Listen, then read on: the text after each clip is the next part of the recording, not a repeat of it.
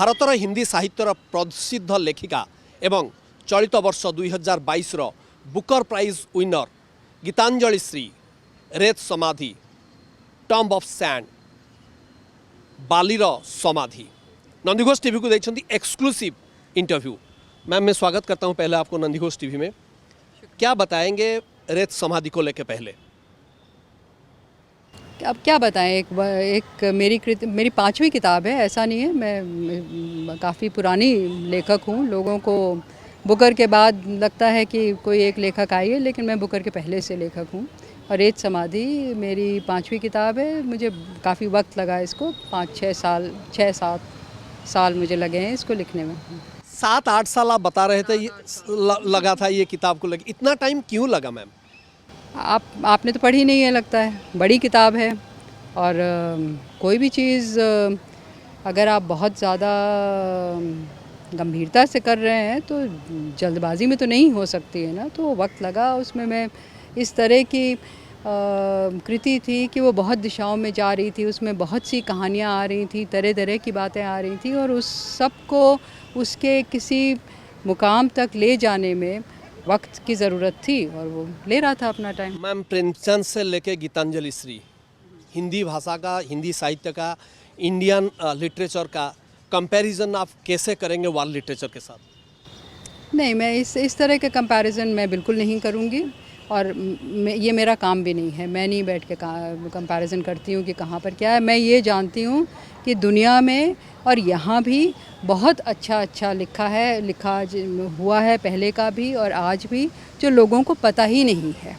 और इसकी हमको ज़रूरत है कि पता चले। जैसे हिंदुस्तान का ही अगर बाहर की दुनिया की आप बात करें तो ज़्यादातर वो सिर्फ़ अंग्रेज़ी साहित्य जो हिंदुस्तान का है वो जानते हैं। उनको मालूम नहीं है कि हिंदुस्तानी भाषाओं में कितना साहित्य है जो बहुत ज़बरदस्त है और बहुत पुराना साहित्य है जो बहुत ज़बरदस्त है। तो मैम ये जो बुकर प्राइज़ आपको मिला है, ये किताब ट्रांसलेशन होने के बाद मिला है, ये क्रेडिट कैसे आप देखते हैं? क्योंकि किताब ट्रांसलेशन होने के, इंग्रजी भाषा में ट्रांसलेशन होने के बाद मिला है। आप और रॉकवेल, इन दोनों से कैसे आप कंपैरिजन करें? किन दोनों से? आप और जो इंग्रजी लेखक है। हाँ, नहीं, वो लेखक नहीं है, वो अनुवादक हैं।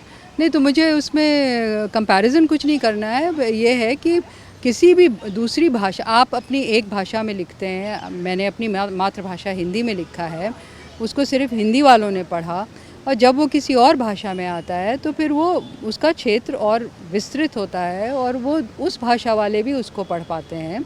तो डेज़ी रॉकवेल के ट्रांसलेशन के मार्फत मेरी ये किताब अंग्रेज़ी दुनिया और अंग्रेज़ी पाठक तक पहुंची। इसके लिए मैं बिल्कुल शुक्रगुजार हूं और बहुत खुशी की बात है। मेरा आखिर सवाल है, अभी आपने बोल रहे थे attacking on writers right now in India, outside of the abroad, ये कैसे लगता है आप वो राइटर के ऊपर जो उनका जो राइट्स है उनके ऊपर जो अटैकिंग होता है? अभी सलमान रशीद के बारे में बताइए, आगरा में जैसे हुआ था आपके साथ, और इसके बाद तस्लीमा नसरीन के बारे में बताइए, इसको कैसे नजरिए? किसी को भी अच्छा कैसे लग सकता है। और लेखक जो है वो बहुत ईमानदारी से अपना काम करते हैं और लेखक हमेशा इंसानियत के लिए लिखते हैं।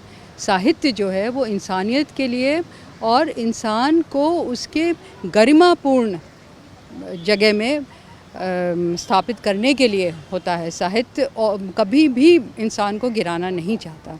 तो ये बात बिल्कुल इसको गलत कभी समझना नहीं चाहिए और ये अफसोस की बात है कि किसी को ज़रा भी कुछ असहमति लगे तो वो सोचते हैं कि या तो हमको सज़ा देनी है या हमको हिंसा करनी है। ये बात तो बिल्कुल गलत है। ये जहाँ भी हो रहा है ये गलत है। दुनिया में इसका जहाँ भी इस तरह की कोई बात सामने आई है, वारदात सामने आई है, उसका हमको विरोध करना है।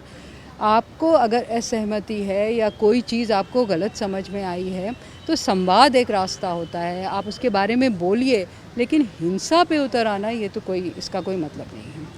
मैम जो आने वाला राइटर्स है, लेखक लेखिका है, इनके लिए आपका क्या वार्ता है? और ये आप सोच रहे हैं जैसे पेपर बुक्स, अभी ई बुक्स आ गया, इसको लेके कोई पेपर बुक्स के पर कोई थ्रेट भी आ रहा है, और आने वाला लेखक के लिए क्या वार्ता है? ये मैं इसके बारे में मैं क्या बता सकती हूँ, क्योंकि इसके जो एक्सपर्ट्स हैं वो दूसरे लोग हैं कि अब पेपर वाली किताब होगी या कि डिजिटल होगी कि कैसे होगी वो इसके बारे में मैं कोई एक्सपर्टीज़ से नहीं बोल सकती हूँ। लेकिन मेरा जो पल है वो अभी कागज़ पे लिखने का और कागज़ पे छपने का है।